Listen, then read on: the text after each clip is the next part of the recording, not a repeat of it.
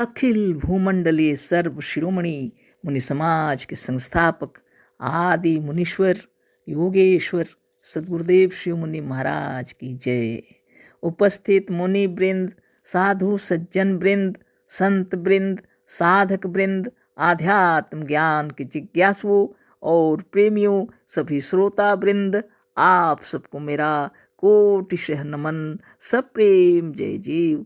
तो आध्यात्मिक चर्चा चल रही है और हम लोग सद्गुरुदेव शिव मुनि महाराज रचित ग्रंथ निरोग होने का अद्भुत उपाय पर चर्चा कर रहे हैं। अध्याय 16 पर चर्चा हो रही है। कभी बीमार ना पड़ना कोई अच्छी बात नहीं है। इस पर सद्गुरुदेव बतलाए शीघ्र मरने के 3 कारण बताए हैं। अब आगे हम लोग पढ़ेंगे सद्गुरुदेव क्या बता रहे हैं, है ना। हमने इस लेख में बराबर यह कहा है कि जो लोग अकारण ही कभी बीमार नहीं पड़ते वह शीघ्र मर जाते और उनकी आयु क्षीण हो जाती है।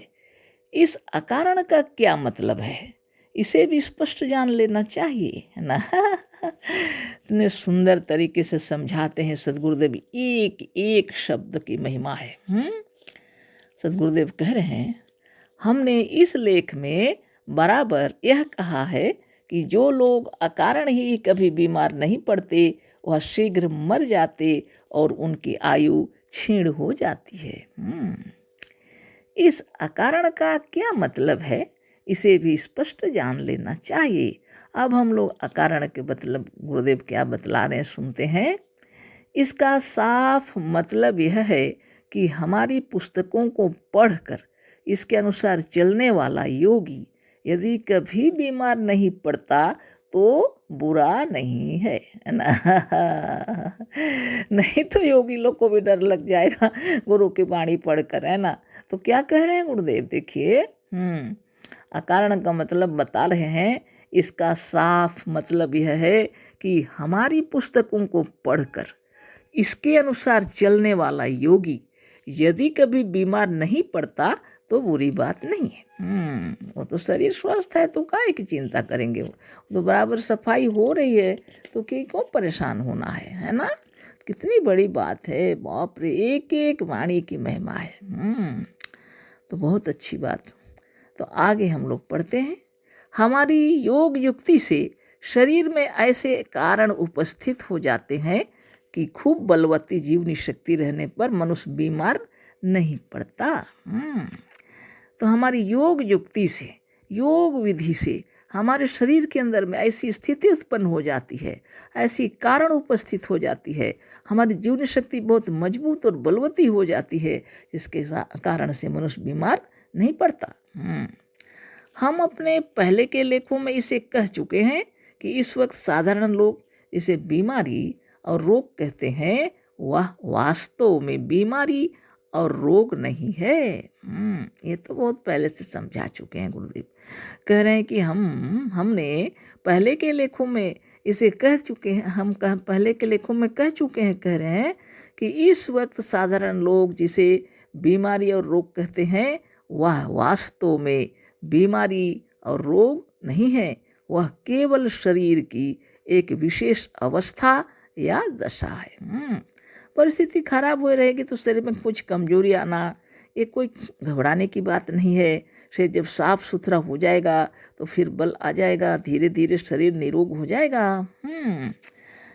जिसमें शरीर की जीवनी शक्ति पुस्तकों में जिन युक्तियों का वर्णन है, नहीं कहाँ पढ़ दे, जीवनी शक्ति समय पड़ने पर शरीर की मैल को विजातीय जीवाणुओं को या निर्जीव अणुओं को शरीर से बाहर निकालती है ना। गुरुदेव कह रहे हैं शरीर के अंदर में एक ऐसी स्थिति है और एक ऐसी दशा हो जाती है जिस समय तबीयत खराब रहता है, शरीर की एक हालत रहती है ऐसी, लेकिन घबराने की कोई बात नहीं। उस अवस्था में भी शरीर के अंदर जीवनी शक्ति अपने शरीर के मैल को और विजातीय जीवाणुओं को या निर्जीव अणुओं को शरीर से बाहर निकालती रहती है। हमारी पुस्तकों में जिन युक्तियों का वर्णन है उन युक्तियों से रहने पर और हम अपने शिष्यों को जिन चक्रभेदन वाले साधनों की शिक्षा देते हैं उसे करने से शरीर में कभी ऐसी मैल विजातीय जीवाणु अथवा निर्जीवाणु इकट्ठे ही नहीं होते कि उन्हें जीवनी शक्ति को समय समय पर शरीर को एक विशेष अवस्था में डालकर निकालना पड़े, जिसे लोग बीमारी या रोग कहते हैं।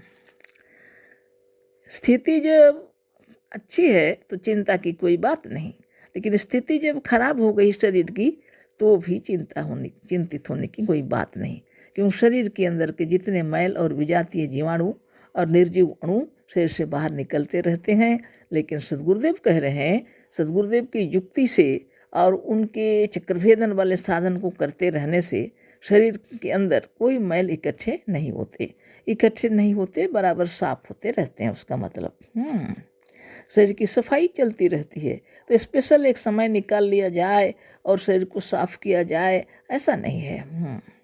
घर की काम करने वाली महिलाएं जो निरंतर घर द्वार की साफ सफाई करती हैं, उनके लिए ऐसा कोई दिन नहीं आता कि स्पेशल 1 महीना के बाद कभी बैठ के साफ कर, ऐसा नहीं है। निरंतर साफ रहता है घर उनका, है ना। उसी तरह जो सजीव और सचेतन जीवनी शक्ति शरीर में रहती है, उनका शरीर भी सजीव और सचेतन बना रहता है, बीमारी कभी जमने नहीं पाती, है ना।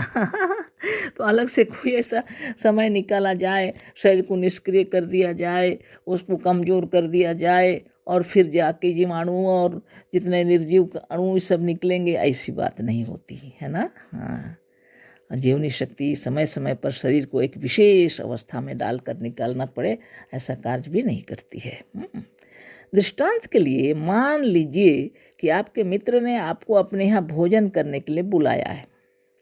आपने मोहवश और उनके आग्रह से भूख न रहने पर भी अधिक भोजन कर लिया। इसका फल यह हुआ कि आपके शरीर में बिना पचे हुए विजातीय द्रव अधिक इकट्ठे हो गए। ये उदाहरण दिए हैं गुरुदेव कि मान लीजिए आपके मित्र ने आपको बुलाया है, ऐसी बात नहीं है कि आप ऐसा ही करेंगे। ये उदाहरण दिए हैं, है ना, कि मित्र ने आपको खाने के लिए आग्रह किया प्रेम पूर्वक और उनके मुंह में आकर के आपने भूख न रहने पर भी खा लिया थोड़ा अधिक, है ना। इसका फल यह हुआ कि आपके शरीर में बिना पचे हुए विजातीय द्रव अधिक इकट्ठे हो गए। अब शरीर की सफाई के लिए जीवनी शक्ति को नित्य की साधारण सफाई की अपेक्षा कुछ विशेष प्रबंध करना पड़ा। नित्य दिन जो सुंदर सफाई होती थी, उसे अब कुछ विशेष प्रबंध करना पड़ा जीवनी शक्ति को। प्यास लगाकर जीवनी शक्ति ने पानी लिया। खूब प्यास लगी, जीवनी शक्ति की इच्छा अनुसार जीवनी शक्ति ने मन में ऐसा विचार उत्पन्न कर दिए, बहुत प्यास लगी, पानी पीने लगे। अंतड़ियों को धोकर इन विजातीय तत्वों को, द्रव्यों को पतले दस्त के रूप में निकालना आरंभ किया। आपने कहा यह रोग है और घबरा गए। पहली भूल तो आपने यह की थी कि मोहवश, अज्ञानवश और अमरवत लिखा है, पता नहीं इसका मतलब क्या है। जो भी हो, अज्ञानवश, मोहवश जो भी हो, आपने भूख नहीं लगने पर भी अधिक भोजन कर लिया। दूसरी भूल फिर हो रही है कि जो वास्तव में रोग नहीं है किंतु शरीर की सफाई है, उसे रोग समझकर व्यर्थ में डर गए। अब तीसरी भूल आरंभ हुई। आपने डॉक्टरों को बुलाया और खर्च करके एक आफत बुला ली। उन्होंने आकर आपको और घबरा दिया, कहा विसूचिका है, कालरा है, हैजा है। इस घबराहट से जीवनी शक्ति, जीव व प्राण सर्वथा निर्बल हो गया। ऐसी स्थिति हो जाती है, इसलिए ऐसी गलतियां नहीं करेंगे, है ना। ऐसी दशा में इस अपच और इस घबराहट में भी उन्होंने दवा के रूप में खाक बला देना आरंभ कर दिया। जो आवश्यक नहीं है उतना बताने लगे। बिना मकसद, बिना मतलब की दवाइयाँ खा दिए। बस तिल का ताड़ हो गया। जो वास्तव में कुछ नहीं था, वह अज्ञानवश इस दशा को प्राप्त हो गया। प्राप्त हुआ कि जीव को विवश होकर शरीर ही छोड़ना पड़ा। देखिए, वास्तव में मृत्यु होती कभी नहीं होती उस वक्त, लेकिन असावधानी के कारण आत्मदेव जब परेशान हो गए तो शरीर छोड़ के चल दिए। पर हमारी युक्तियों के अनुसार चलने वाला मनुष्य जीवनी शक्ति को यह अवसर ही नहीं देता कि उसे शरीर की सफाई के लिए कभी असाधारण और विशेष प्रबंध करना पड़े, जिसे साधारण लोग रोग व बीमारी कहते हैं। अब कोई जब आग्रह करके आपको भोजन दे रहे हैं तो आप भी बहुत प्रेम से आग्रह और विनम्र आग्रह के साथ कहिए कि भूख नहीं है ना, जबरदस्ती क्यों खाएंगे आप? वो भी आपके मित्र हैं, आप भी उनके मित्र हैं, है ना, दोनों की महिमा है ना। तो साधन बराबर करते रहना है ना। तबीयत खराब ना हो, ये तो उदाहरण है, लेकिन ऐसे ही भूल कर जाते हैं लोग। भूल हो जाती है लोगों से शादी विवाह के समय, कोई विशेष कार्य मौका पर, है ना, और मेहमानों के आने जाने पर बहुत प्रेम से लोग आग्रह के साथ खिलाते हैं, बुलाते हैं। तो इन सब मोह में भी नहीं पड़ना चाहिए। आपको नियमित योगाभ्यास करना चाहिए ताकि शरीर निर्मल और निरामय रहे। स्पेशल सफाई करने के लिए अलग से कुछ काज करना ना पड़े और शरीर की दशा खराब ना हो जाए। इसलिए सद्गुरुदेव की शिव मुनि महाराज की जय। और आज अभी इतना ही, कल फिर चर्चा होगी। अशेष धन्यवाद, कोटिशः नमन, सप्रेम जय जीव। सद्गुरुदेव शिव मुनि महाराज की जय।